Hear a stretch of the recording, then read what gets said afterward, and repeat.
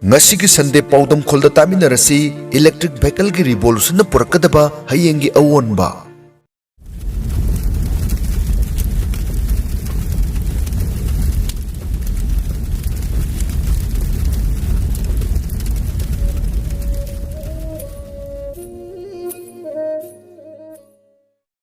Ahong manaiba taibangni ahoba leirambana aroibasu leirambane. Matam na purakpa ahongba kanana su thingba ngamlude. Awon mana purakpa apapata aduna amaromda thamkraga hairiba awonba ahongba asi leirambana su aikhoi ngasigi chawkhatlaba thak asi yoraklibani haiba yai. Natrabadi nungi jukta adum leirambasu kanana khangba. Tawbudi matamdugi leiriba system natraga pot adugi weak point haibadi challenges kaya asum lakpana anouba pambai thirakpada ahongba haiba asi lakribani. Hainaba lay necessity is the mother of invention.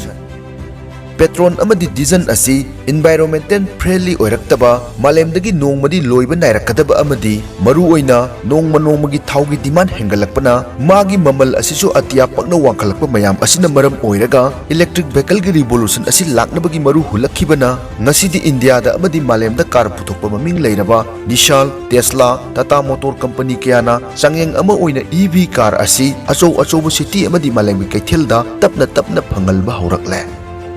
India ki maruiba city kharadasu Tata company na electric charging point kaya install mathang torokpa amadi magi Tata Nexol thadorpasina Manipur dasu yoroktuna haujik cheliba petrol diesel gi gari sing asi nongmani mahut sillagani haibasi soidrabani. Lithium ion battery the base tawba electric vehicle ki revolution asigi maramda mitna singnaba aikhoi masigi arum ayang khara nainaminasi. EVD charge tawraba battery na chelhangadaba oibana ban blockade na maram oiraga gari taw phangde haibagi awabasu leiraroi. Phanglabasu haujik petrol diesel gi mamal asi asuki matik wangle. Maramdi thaugi demand helakpagi mathakta leinungdagi singthokliba petroleum product asi nongmadi soidana loikhigadabani. EV lakmasina thauda thadarama paisa adu kanba ngamgani. Petrol liter da lupa 100 gi mathakta yorakle. Liter ahum halabadi lupa 400 gi mathakta khras tawba tarakle. Aduga chawrakna maduna thaurabada kilometer 35 dagi 95 mangai. Adubu ngasai hairiba lupa 400 adunadi yum natraga public charging point da electric vehicle gi battery adu full charge tawba yabaga loinana changchatta kilometer 400 dagi 100 phawbagi range da EV gari adu thauba yaragani. Masigi su mathakta solar charge ki khudong chapasu phangannaba kanna honaribani. Mathangda EV asi environmental friendly oirakpa asinasu achouba maram amani. Haujik petrol diesel na thaunariba gari singdagi thadorokpa maikhuda yawba carbon na malemgi aing asagi khal kahelakpa ising nungsit mosel halakpa amadi mioibagi hakchang sonba asina chingba asi kharata oirabasu EV na kanba ngamgani. Low maintenance haibadi toina sembagi mathau tarakloi haibasisu EV gi good point amani. Masina gari sembagi sel gi chading su hanthalagani. Electronic vehicle asidi makhol thoktabana noise pollution control tawbasu kharadi ngamlagani. Masigi khudam haibabu makhol hauraba yaklaba diesel octo amadi e-rickshaw anigi khetnaba mayamna hena khangbiraba ngaktani. EV asi thawbadi yam laihalli maramdi magi long gear ama khaktani aduga brake amadi accelerator. Masigi su mathakta EV gari gi vibration leitaba amadi langdaba asina thawbatusu yam comfort ohelli. Electronic vehicle lakpasina su manung hanjinda leiba chingi area da su thau phangi phangde haibagi khudong chadaba su koklagani. Numit khudingi changda yadraba potlam khudam oina cheng hawai thum morok mana masing gari bhara asina chingba asigi mamal asi ngaihak leitana aka akum tawriba sigi maramdi potsing asibu puthok pusin tawriba petrol diesel gari singi thau mamal asi amuk hek wangkhat amuk hek nemtha ayama matamda thaugi mamal takhalakpa asina su maram amani thamjaningi. Adubu EV laklabadi potki maman hantan batanatana control tawbasu kharadi ngamlagani. Government nasu EV da tax free ohelakpa amadi subsidy kya piduna miyamgi khudong chaba kya thamliba asisu panba yai. EV lakpasina crude oil and product tangkhatle natragan thadoroktre haibagi mipaibasu leiraroi. Masina thau puthokpa leibak singi makhasu polaroi masidi achouba awonba amani hainingi. EV gi yam singthaningai oiba amana brake phabada gari gi battery adu amuk masada charge tawjaba asini. Coil and electromagnetic effect हाइरिबा principle असigi मखादा battery दगी लाकपा मैना EV गाड़ी दा हापलिबा dynamo motor अदु उंगनदुना गाड़ी चका अदु चेलहल्ले अदुगा ब्रेक फाबा मतमददी एक्सेलरेटर अदु खोंगना थादोकपना मरम ओइरगा बैटरी दगी डायनामो दा मै पीदरे अहोइना दुम ब्रेक फाद्रिङै ममांगदा खोंजेल यांगना चेलिबा गाड़ी चका अदुना डायनामो मोटर अदु अमु उंगनबगी थादोरकपा मैना बैटरी दा रिवर्स चार्ज तहल्ले पोट खुदिंगमकी अफफत अनिमक लोइना लैबा ngaktane फत्तबा पामदबा माइकैदगी अफबना यामबा अदु ख्वाइ मियामना पामनै इलेक्ट्रिक व्हीकल गी सुमसी मंगाय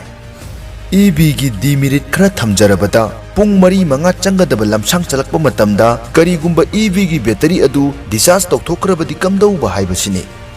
तसेंगनमक्ति EV असि इलेक्ट्रिसिटी यौबा ngamदबा मफम अमदी अयिंगबा लमदा खरदी खुदोंग चारोय हाइनसु टेस्ला गी एक्सपर्ट क्याना थमलकले high current public charging point नतना युमदा EV गी बैटरी चार्ज तौबदा चौराकना पुंग अनिदगी निपान फावबगी मतम याम चंगबा असिना ngaihakki अथु अकाई नंगलक्तबा याय हाइबसु लैरिबने खुदम ओइना एयरपोर्ट फ्लाइट तोंग चटपा एग्जाम थाबा चटपा नत्रगा असि अना पुथोक पुसिन तौबदा बैटरी गी मै लोइथोखिबा असिना चिंगबा पनबा याय होय लोइथोखिबा तारबसु अनकपा अमदा चार्ज तौगे हाइरबसु मतमदि खरा अदुम लौगदौरिबने EV की बैटरी असी लाइफ टाइम नत्ते सही तरेतगी तरा मतुंगदा अमुक पुलप सिंदोक चंगलिबने बैटरी रिप्लेस तौबदा यामद्रबदा लुपा लाख अनिदगी अहुम मखाई फावबगी रेटता मतम मतमगी अचौबा सेनफम अमसु चंगदौरिबने चार्ज तौबदा मै चिंगबा अमदी एक्सीडेंट थोकपदा बैटरी शॉर्ट सर्किट तौख्रबदी अचौबा बैटरी ब्लास्ट तौरोय हाइनिंगाई लेते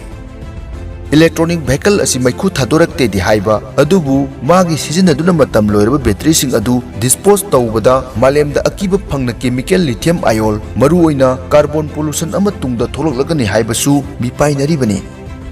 मथंगदा EV असि मखोल थोक्तबा असिना लंबीगी मताइदा चचरिबा मियोइसिंगना तादबना मरम ओइरगा गाड़ी लाकी लाक्ति हाइबा खरा खंगबा वाटकने मसिना हानादगी एक्सीडेंट थोकपगी चांगसु हेंगलकपा याना लैरि केजी यांखै मुकलुम्बा हानगी पेट्रोल इंजिन अदु केजी चनी मुकलुमलबा बैटरी ना कार की लोअर पोर्शन दे इंस्टॉल तोरकपना खरा कुटपा इसिंग लैबा मफमदा थौथबा यारक्तबा याय मरमदी इसिंग चंखिदुना गाड़ी की बैटरी अदु शॉर्ट सर्किट थोलकपा याय हयेंग कोना EV कार कंपनी सिंग कयामा मार्केट थोलक्तुना ममल होंदोरकपना अमा ओइखरगा हौजिक ओइनदी इलेक्ट्रिक व्हीकल असि यामना तांगै EV कार की ममल असि रुपा लाख 13 हौबना ख्वाइदगी पिकले खुदम अमा ओइना टाटा नेक्सोल EV हाइबा याय मी अमना हिरम अमगी मरमदा पुमनमक खंग हैगनी हाइबसु लानगनी अइना खंगबा माना खंगदबा याय अदुगा माना खंगबा अदुसु अइना लोइना खंगनी हाइबा लैते अदुगा कनागुंबा अमना हाइबा ngang खुदिंगमक अचुम्बा ngaktani हाइदुना हेक्ता थुना थाजबसु फत्ते मियोय अदुना हाइरिबदु मागी ओइबा वाखलोंदु माना थमजबने तौगी मसुंग माना हाइरिबा अदुसु तासिलगा कदाई फावबा चुमिल लाली वखल तौदुना अइखोइसु अइखोइगी ओइबा मियेंग अमदि लैगदबनि हाइना थमजबने अदुना पोट अमगी मरमदा अखंग खंगदा अमगा शेयरिंग तौनदुना तानाबा खन्ननैनबा असिना लैमिनरिबा अखोइ मसेनगी मरक्ता लौसिंग ओइगदौरिबने रुपा लाख 8 पीबा पेट्रोल कार अदु चप मानबा मॉडल की इलेक्ट्रिक कार दा रुपा lakh 13 दगी 13 फावबगी range the market fungi लैंगा की स्क्रैपेज पॉलिसी सु लाक्लबनिना पेट्रोल डीजल कार असि शोरूम दगी लैदुना ऑन रोड ता चलकपा नुमितगी सही 15 फावबा नत्रगा फिटनेस लैरबदी खरा हेला फाव थौनरे हाइरसि अदु ओइरगदी ngसाइगी EV ना पेट्रोल कार दगी ममल तंखाय अममुक हेनखिबा रुपा लाख 3 मुक ओइगदबा पैसा अदुना पेट्रोल गाड़ी की पेट्रोल लैबदा सिजनरबदी पेट्रोल कार अदु हेक लैबा नुमितगी यामद्रबदा सही 9 दगी 10 मुक थौरोइदरा हाइबसिनी अदुगा इलेक्ट्रॉनिक व्हीकल कार अदुना सही 9 दगी 10 गी मतुंगदा बैटरी की मतम लोइदुना रिप्लेस तौबगी सु मथौ तारकपना यामद्रबदा रुपा लाख 2 दगी 3 मखाई फावबगी सेलना कमदौवा ngasiga Sunday पाउदम खोल असि हाना लोकल न्यूज़पेपर सिंग द फोंखरे अदुबु आर्टिकल असिगे अयिबा जयंत सरंग थेम यारी पोके अयाबा लौजदुना अमुक हन्ना मियाम द वीडियो ओइना सेमजबने मित्येंग ताबिरिबा खुदिंगमकना लाइक सब्सक्राइब अमदि वीडियो लिंक शेयर तौबिनबा नोलुक चरे पुमनमकपु अरोइबो ओइना थागत चरे।